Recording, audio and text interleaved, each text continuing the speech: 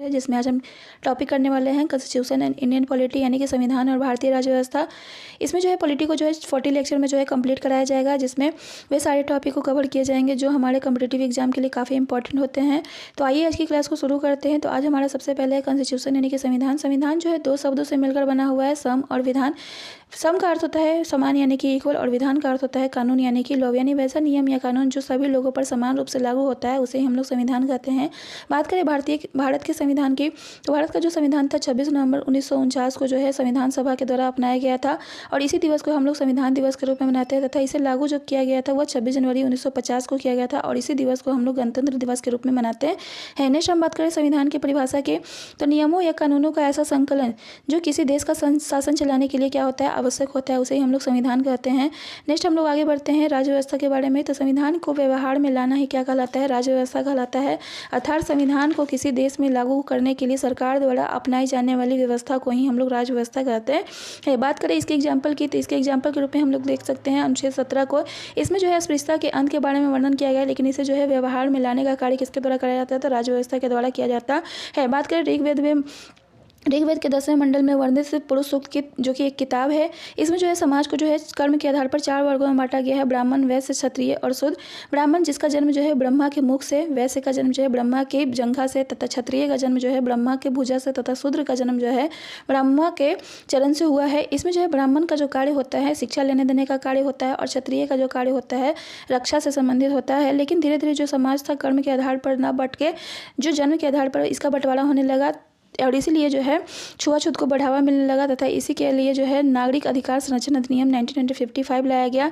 नागरिक अधिकार संरक्षण अधिनियम 1955 को अस्पृश्यता जैसी कुप्रथाओं को खत्म करने के लिए पारित किया गया था, और इसका जो मकसद था सभी लोगों को बराबर अधिकार देना था। इसे जो है पहले जो है अस्पृश्यता अधिनियम 1955 के नाम से जानते थे, लेकिन 1976 में जो है इसका नाम बदल करके नागरिक संरक्षण अधिनियम 1955 कर दिया गया। इसमें जो है जो भी व्यक्ति जो है छुआछूत को बढ़ावा देगा उसके लिए जो कोर्ट जो है पनिशमेंट का प्रावधान किया है। इसमें जो है मिनिमम जो है 1 मंथ के लिए कारावास तथा मैक्सिमम जो है 6 मंथ का कारावास का व्यवस्था किया गया है, तथा मिनिमम जो है 100 रुपये या फिर मैक्सिमम जो है 500 रुपये का जुर्माना की व्यवस्था किया गया है। नेक्स्ट हम बात करते हैं आर्टिकल 21 की, तो इसमें जो है प्राण और दैहिक स्वतंत्रता की बात की गई है। इसमें लव मैरिज, सांस लेना और पलक झपकाना, खाना पीना, सोने आदि का अधिकार दिया गया है। नेक्स्ट हम बात करते हैं राज्य व्यवस्था को चलाने के लिए कौन कौन सी संस्था का गठन किया जाता है। तो राज्य व्यवस्था को चलाने के लिए जो है निम्नलिखित संस्था का गठन किया जाता है, जैसे कि संसद जो कि लॉ मेकिंग का कार्य करता है, न्यायालय जो कि दंड देने का कार्य करता है, और गैर संवैधानिक संस्थाएं भी होती है। नेक्स्ट हम बात करते हैं संस्थाओं के बारे में। तो संस्थाएं 3 प्रकार की होती है, कॉन्स्टिट्यूशनल यानी कि संवैधानिक संस्थाएं, दूसरा है असंवैधानिक संस्थाएं, और तीसरा है गैर संवैधानिक संस्थाएं।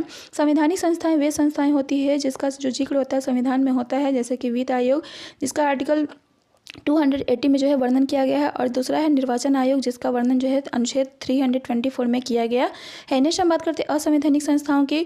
तो असंवैधानिक संस्थाएं वे संस्थाएं होती है जो संविधान का उल्लंघन करती है, जैसे कि एग्जाम्पल की बात की जाए तो आतंकवादी संगठन, माओवादी संगठन। इसमें जो एक नाम वर्णित है माओ जेडोंग का। माओ जेडोंग का एक कथन था, इन्होंने कहा था all political power come from the barrel of the gun, यानी कि सभी शक्तियाँ जो है बंदूक के नाल से पैदा होती है। इस बात का मतलब है कि सभी लोगों को समान न्याय नहीं मिल पाता है। गरीबों के लिए न्याय पाना जो होता है कठिन होता है, वहीं अमीरों के लिए जो है न्याय पाना आसान होता है। इन्होंने कहा था कि वंचित वर्ग के राजनीतिक और सामाजिक उत्थान के लिए जो है युद्ध करने की जरूरत होती है, और इस युद्ध का जो शुरुआत सबसे पहले कहाँ किया गया था, तो चीन में किया गया था। नेक्स्ट हम लोग बात करते हैं नक्सलवादी संगठन की। तो नक्सलवादी आंदोलन जो है भारत में जो है 1967 में पश्चिम बंगाल, दार्जिलिंग जिला और नक्सलवाड़ी क्षेत्र में शुरू हुआ था, जिसके नेता जो थे चारू मजूमदार और कानू सन्याल थे। नेक्स्ट हम बात करते हैं नक्सलवाद को रोकने के लिए जो है एक अधिनियम लाया गया था जिसका नाम था UAPA 1967 एक्ट, जिसका फुल फॉर्म जो था अनलॉफुल एक्टिविटीज प्रिवेंशन एक्ट 1967, जिसे हम लोग हिंदी में गैर कानूनी गतिविधियाँ अधिनियम ही कहते हैं। इसका काम जो था नक्सलिज्म को स्टॉप करना। नेक्स्ट हम लोग आगे बढ़ते हैं गैर संवैधानिक संस्थाओं के बारे में। तो गैर संवैधानिक संस्थाएं वैसी संस्थाएं होती है जिसका जिक्र जो है संविधान में नहीं होता है, लेकिन जो संविधान को लागू कराने में सहायक होता है। इसका गठन जो है 2 तरह से होता है, पहला प्रेसिडेंट के द्वारा काउंसिल ऑफ मिनिस्टर के सलाह पर, और दूसरा पार्लियामेंट के द्वारा। बात करें प्रेसिडेंट के द्वारा गठित किए गए संस्था की एग्जाम्पल की, देश में जो है नीति आयोग है। नीति आयोग का जो गठन किया गया था 1 जनवरी 2015 को किया गया था, और इसका फुल फॉर्म की बात करें तो national institution for transforming India होता है। यह एक तरह का कार्यकारी संस्था यानी कि एग्जीक्यूटिव बॉडी है। नेक्स्ट हम बात करते हैं पार्लियामेंट के द्वारा गठित संस्था की। इसे हम लोग सांविधिक संस्था कहते हैं यानी स्टैट्यूटरी बॉडीज कहते हैं। इसके एग्जांपल में बात करें तो NHRC यानी national human right commission 1993, CIC यानी केंद्रीय सूचना आयोग 2005 और NCW यानी राष्ट्रीय महिला आयोग 1990। नेक्स्ट हम लोग बात करते हैं कॉन्स्टिट्यूशन की आवश्यकता क्यों होती है। तो किसी भी देश को चलाने के लिए कुछ नियम की आवश्यकता होती है और वही नियम जो है कॉन्स्टिट्यूशन के द्वारा बनाया जाता है, इसलिए जो है संविधान की आवश्यकता होती है। उस नियम को जो है जो पालन करता है उसके लिए जो है कोई पनिशमेंट नहीं होता है, लेकिन जिसने उस नियम का पालन नहीं किया है उसके लिए जो है पनिशमेंट की व्यवस्था की गई है। राजतंत्र में जो नियम बनाया जाएगा उस पर जो है राजा का अधिकार होगा तथा लोकतंत्र में जो नियम बनाए जाते हैं वो लोगों के द्वारा चुने गए प्रतिनिधियों के द्वारा बनाया जाता है। नेक्स्ट हम बात करते हैं संविधान के काम की। तो संविधान का पहला काम यह है कि वह बुनियादी नियमों का ऐसा समूह उपलब्ध कराए जिससे समाज के सदस्यों में एक न्यूनतम समन्वय और विश्वास बना रहे। संविधान के दूसरे काम की बात करें तो संविधान का दूसरा काम यह स्पष्ट करना है कि समाज में निर्णय लेने की शक्ति किसके पास होगी और संविधान यह भी तय करता है कि सरकार कैसे निर्मित होगी। जैसे कि हम लोग सरकार अगर चुनते हैं और उस सरकार एक नियम बनाता है कुछ जातियाँ अन्य जातियों की सेवा करेगी तो यह क्या होगा, अन्यायपूर्ण होगा यानी कि अनजस्टिस होगा। नेक्स्ट हम बात करते हैं संविधान के तीसरे काम की। तो संविधान का तीसरा काम यह है कि वह सरकार पर कुछ सीमाएं लगाए ताकि वह उनका उल्लंघन कभी न करे।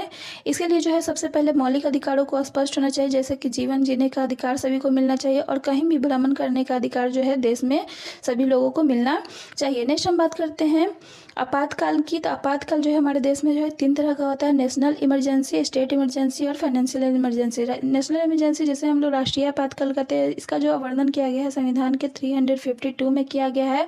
राज्य आपातकाल का जो वर्णन किया गया है 356 में किया गया है और इसे हम लोग राष्ट्रपति शासन भी कहते हैं। नेक्स्ट अगर बात करते हैं फाइनेंशियल इमरजेंसी की, तो इसका वर्णन जो है संविधान के अनुच्छेद 360 में किया गया है। नेक्स्ट हम बात करते हैं आपातकाल के समय जो है कौन सा आर्टिकल बना रहता है। तो आर्टिकल जो है 20 और 21 जो है बना रहता है।